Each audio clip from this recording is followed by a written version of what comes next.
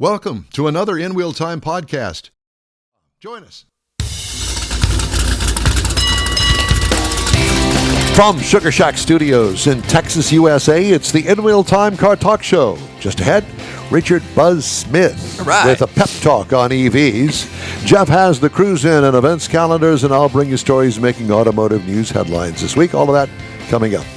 Howdy, along with Mike out of this world Mars. We always need more Jeff Zekin, Chief Engineer David Ainsley. I'm Don Armstrong. Glad you could join us on this Saturday for our live program. If you're listening on a podcast, we thank you for listening and choosing the InWheelTime Car Talk Show. Well, look what the cat drug in. What? Ladies and gentlemen, there he is. The Mike Love of EVs is Richard Buzz Smith. Did I nail it? You nailed it. Good morning, gentlemen. Yeah. Did I throw you for a loop when I said Mike Love? I mean, you look. Yeah. Look. You look beachy. I thought he looks like the Beach Boys, Mike Love. He does. Yeah. So obviously you can sing and dance. No. Yeah. Well, anyway, it looks like you can. How have you been, my friend? It's been challenging here lately. Say since about January 20th. Uh-oh. Yeah? And why is that? The government seems to be going anti-EV all of a sudden, so my job just got a lot harder. I don't know as if I would say anti-EV. I think that it would be more along the lines of putting EVs on par with gasoline motors, and now you select what you want. Well, you've always been able to select what you want. And in fact, Chevrolet, the Equinox EV and the Equinox gasoline-powered vehicles are being offered at the same price. So we're at price parity. The whole purpose of those incentives is not to make you buy an EV, but it's to help the U.S. auto industry. China is coming, and they're coming hard. And right now, even Elon Musk, Farley out of Ford, they'll all tell you our automotive industry will be crushed if we don't catch up. And so incentivizing EVs is a way to help the industry catch up because we're behind in this game. Absolutely. There's a Chinese EV from BYD that's $10,000 in China. Now coming to the United States with a 100% tariff, it'd be a $20,000 EV. Now think about that though. How many $20,000 cars that are great cars can you go out and buy right now? And this is one that they're shopping for land in Mexico if they haven't already bought it. They're shopping for land in Canada. They just signed lithium mining rights in Brazil. The Chinese say, "Oh, we're not going for the American market. We're doing all this." Right, yeah. Sell in Mexico and Ecuador. Yeah, give me a break. They are coming for us. And, my job now is to talk to elected officials about why we need to keep this industry strong. And here's something that seems to resonate. The atomic bomb did not win World War II. It ended it. Right. What won World War II was United States manufacturing power. The fact that our automotive industry can start turning out military vehicles, our civilian aircraft industry started turning out, B-29s. That's the strength of this country. And we are on the verge of handing that business over to the Chinese, who at this time is our number one trade adversary and possibly our number one adversary, period, on the planet. So we are fundamentally making a mistake when we stop installing the EV charging network that was funded by the NEVI program, when we start when we stop having the incentive for these vehicles. We are handing a national security interest over to our adversary. I want to talk to you about the EV charging network. Well, just before you do that, I had a question for Mike about that Denali. Yes. One thing you did not mention is, does that vehicle have vehicle-to-grid or vehicle-to-home capabilities? And anytime you review an EV going forward, that's something, especially in Texas, that's critical for people to know. Well, in 4 minutes, I can't cover everything. I could turn that into a good 30-minute talk because there's a lot of stuff on that vehicle to talk about. So you're right. Yeah. There's a lot of things on there that somebody is looking for. They need to really check into that. But here in Texas, where we have a shaky grid that's kind of an embarrassment in front of the nation, A lot of people think that EVs are adding a strain to the grid. They're not. They're actually bringing down the price of electricity for all of us, because you pay for the infrastructure that you built to send that electricity out to the home 24 hours a day. But you get past about midnight to 6 a.m., right in that window, and people's electricity use just plummets because they're all in bed. Right. They're not running their oven. They're not running their, dryer. They're not doing things that are energy intensive. And so one of the reasons the electric companies really want EVs to proliferate is that they can now sell energy at night when people are at home charging, and lots of it. And so that brings down the cost of infrastructure that all of us are paying, keeps the cost of electricity a little lower. And I attended the Texas Energy Summit in the state capitol again this year. And one of the frightening things I saw is this state has to almost double our electricity generation ability within the next, I think it was 6 years. We've been building the electric grid in this state for over 100 years. In 6 years, we've got to double it as far as the energy it can generate. Well, I don't know what to tell you on that. I will tell you that what I have seen out there when I fly overhead, that the power generating company here in town, that they are upgrading, like for instance, the coal-fired plant that's not too far from Sugar Land, Texas, that is basically now gas-fired. And not gasoline, I'm talking about natural gas. Yeah. And there's another one that's right down the street from me. We're kind of in between two, out there on South Main Street at Hiram Clark.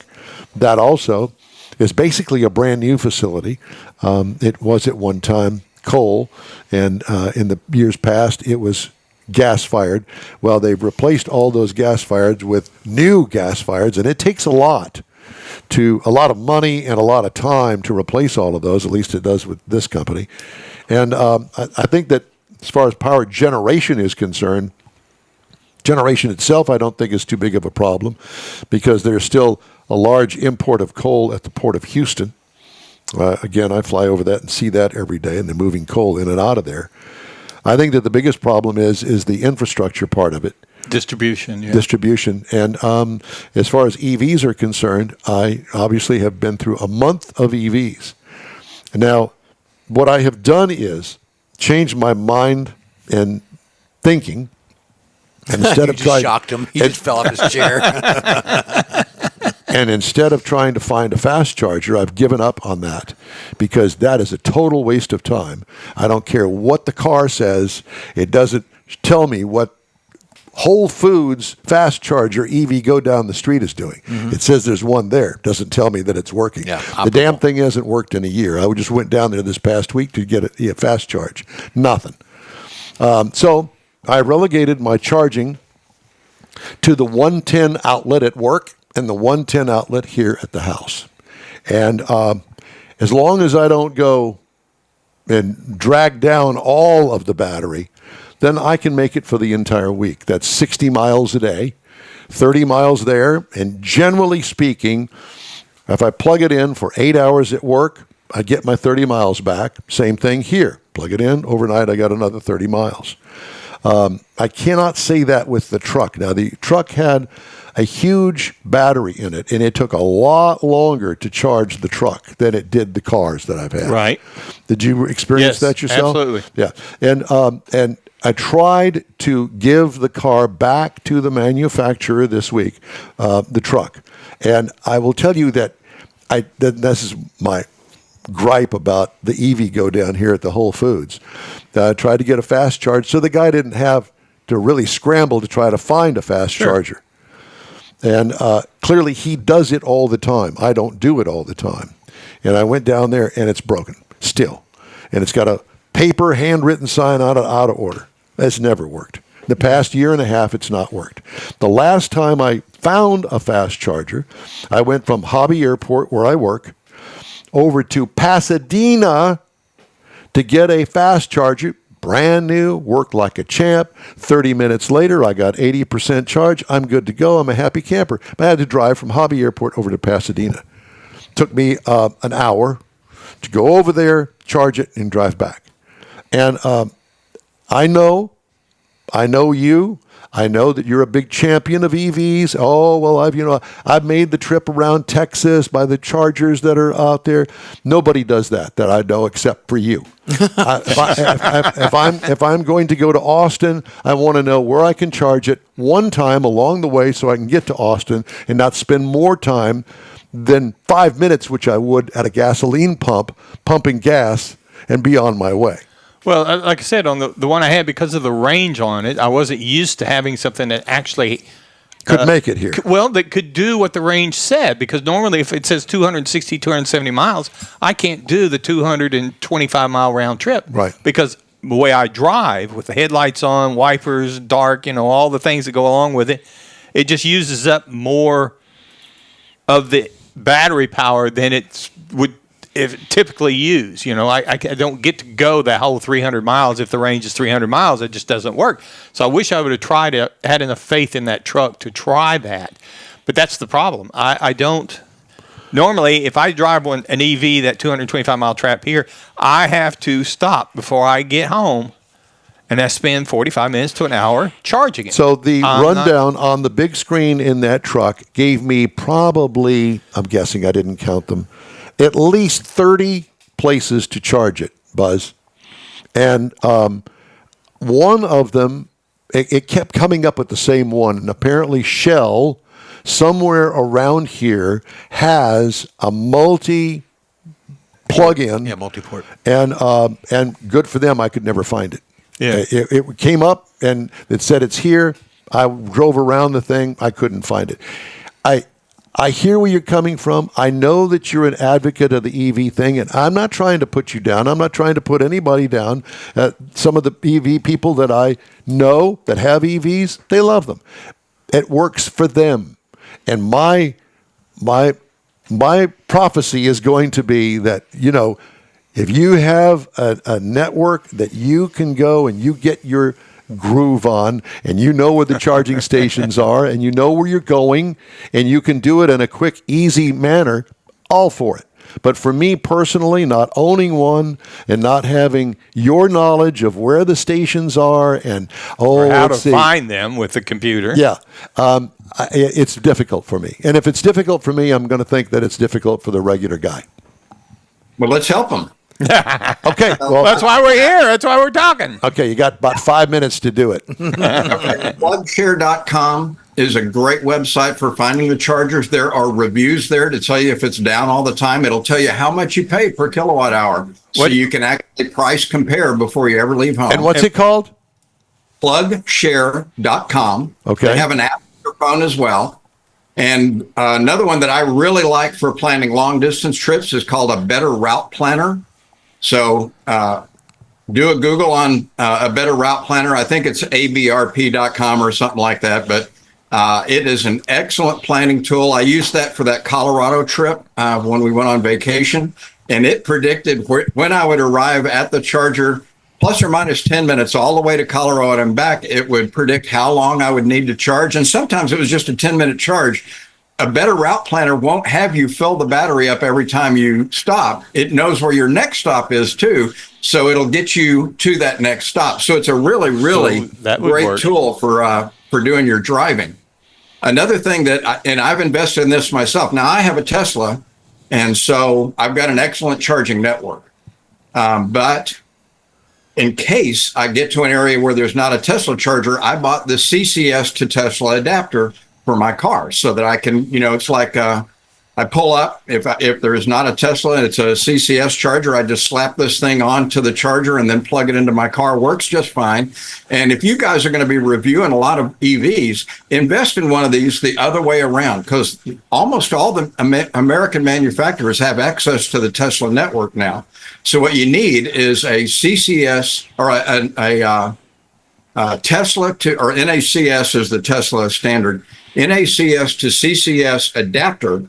And then anywhere you go, if there's a Tesla charger, you could plug in there. And I'll tell you, that charging network is excellent. And when you're heading to Austin, there's a great Buc-ee's right off of I-10 on the way to Austin that probably has 35 chargers. They're all Teslas.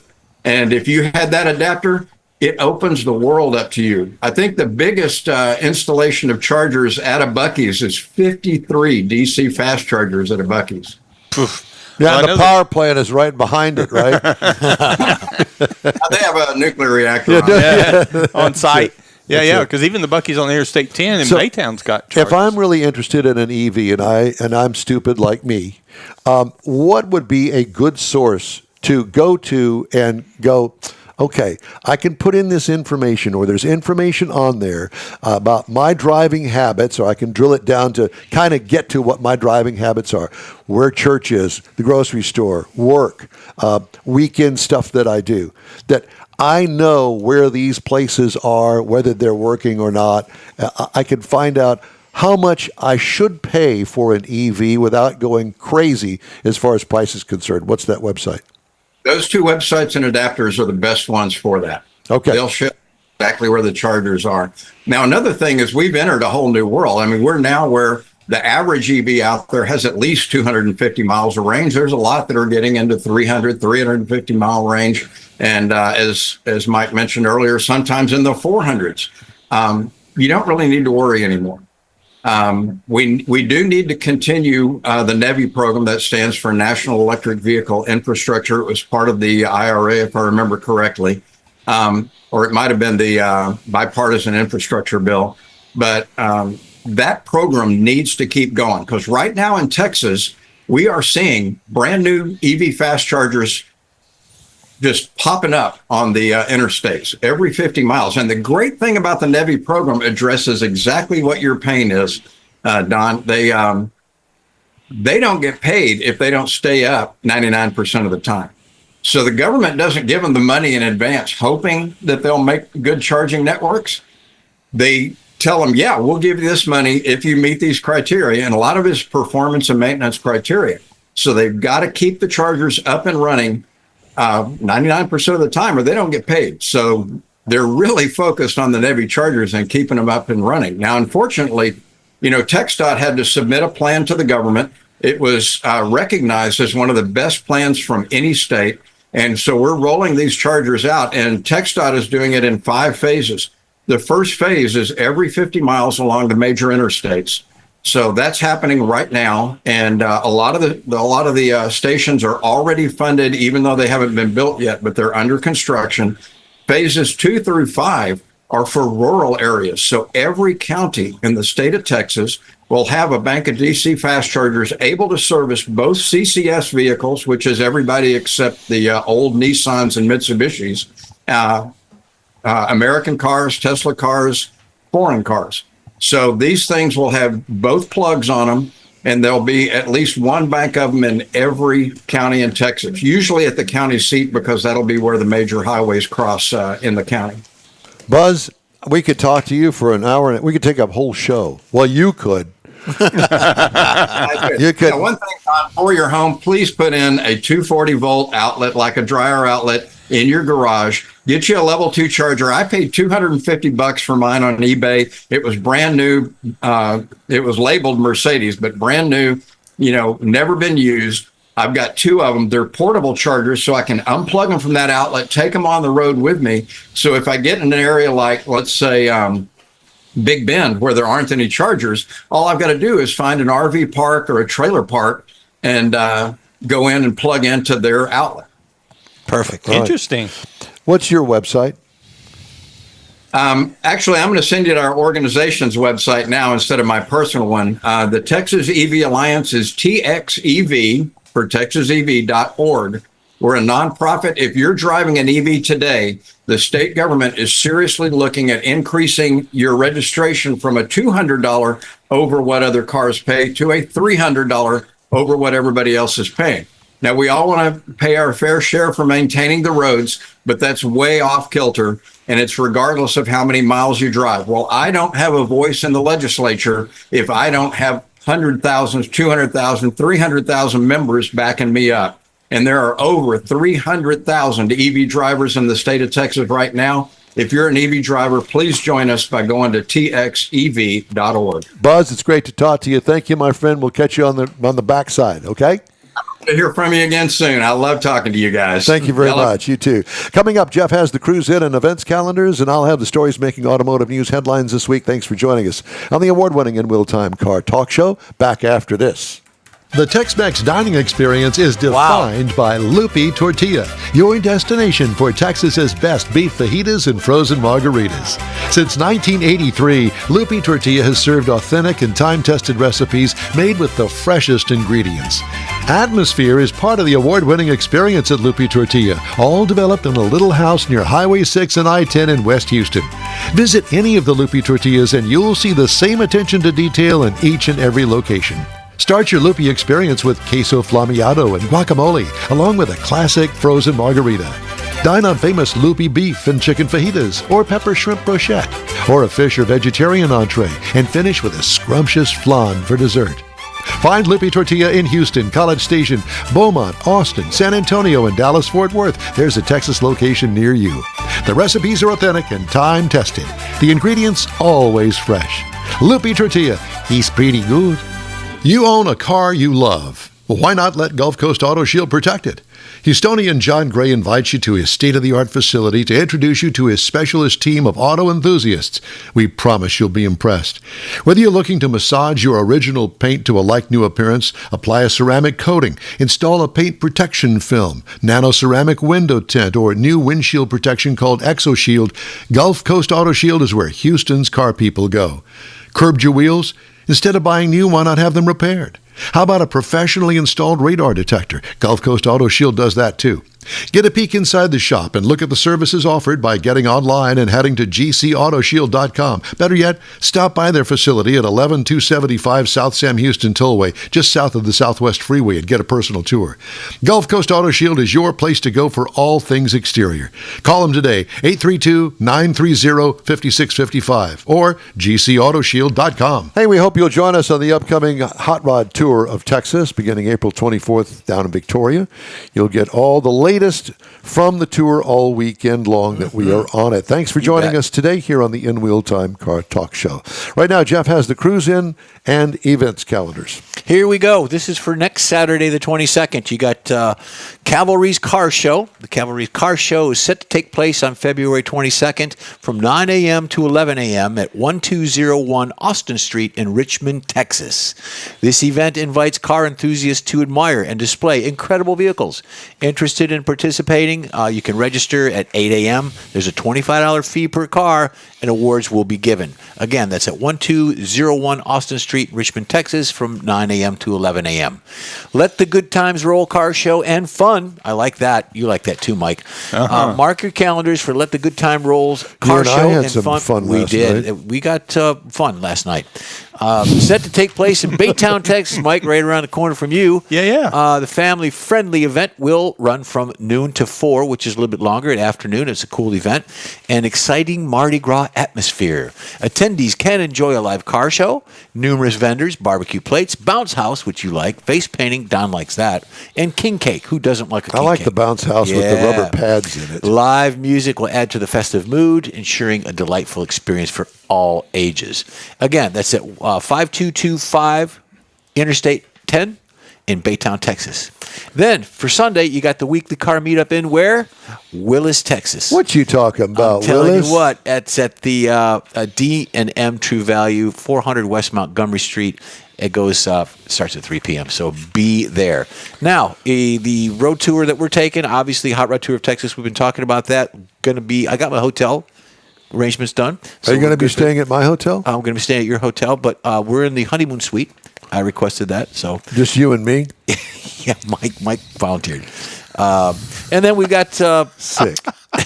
Then we got Granbury coming up in June, but filter some things in there in between. We can't button anything down yet. Mike's got working on some stuff. We're working on it, so there we go. Thank you. 30-day delay on 25% U.S. tariffs on Canadian and Mexican imports came as a relief to automakers and suppliers who fear that could lead to higher costs and idled factories.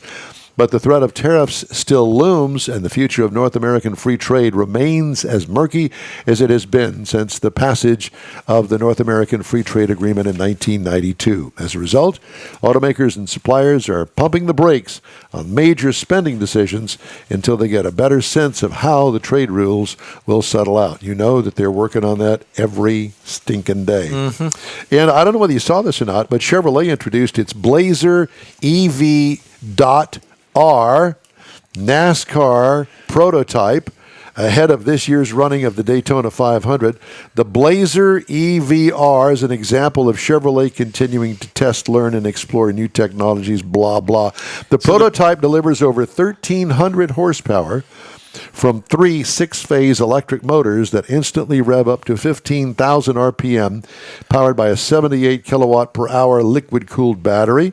Built on NASCAR's next-gen chassis and suspension componentry, the Blazer EV.R puts its power to the pavement via a programmable all-wheel drive system. GM Design worked together with motorsports engineers to give the Blazer EV-R styling features inspired by the Blazer EV-SS production vehicle. Why don't we ever get that? That's kind of what I'm thinking. Well, it's a prototype, they said. No, there's the Blazer SS production vehicle is what they said. Chevrolet also paced the 67th Daytona 500 Sunday, February 16th with the Blazer EV SS, a 615 horsepower vehicle that can go 0 to 60 in 3.4 seconds with wide open watts, making it the quickest SS model Chevrolet ever produced. Wide open watts. Wow. Figure. That's the wow. Yeah. Wide open watts. So, by the way, George sent a link to the Sugarland Shell charging station for you. Yeah.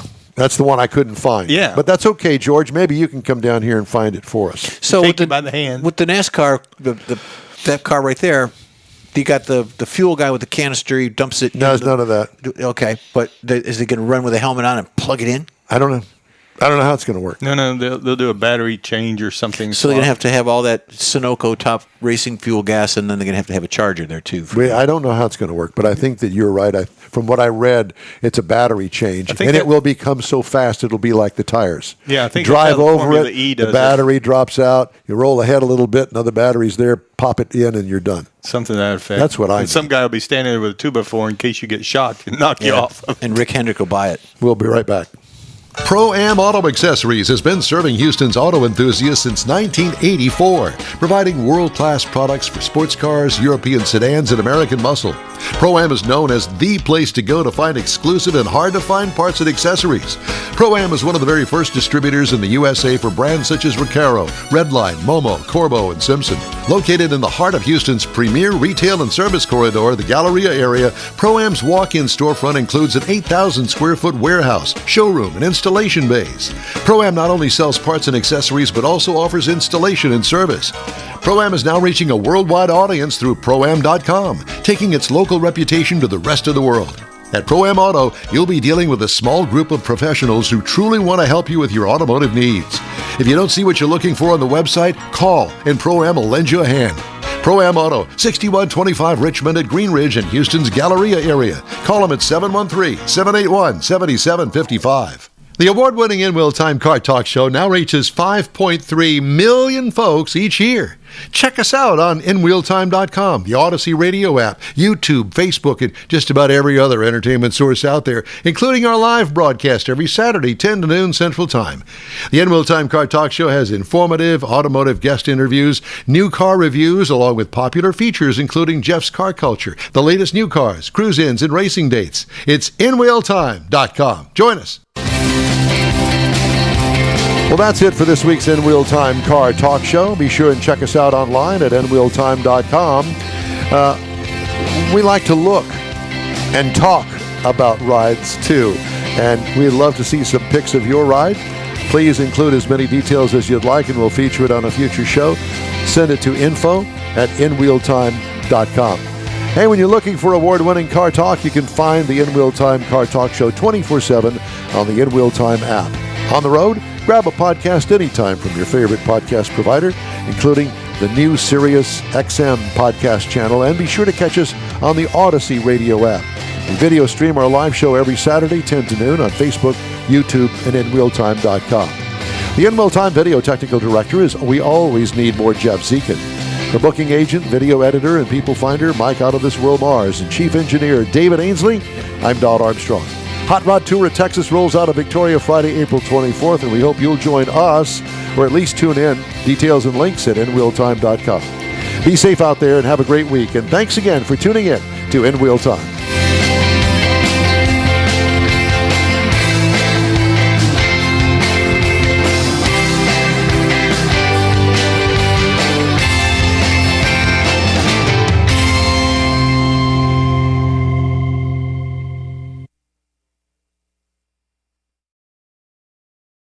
That's it for this podcast episode of the InWheelTime Car Show. I'm Don Armstrong, inviting you to join us for our live show every Saturday morning on Facebook, YouTube, Twitch, and our InWheelTime.com website. Podcasts are available on Apple Podcasts, Spotify, Stitcher, iHeart Podcast, Podcast Addict, TuneIn, Pandora, and Amazon Music. Keep listening, and we'll see you soon.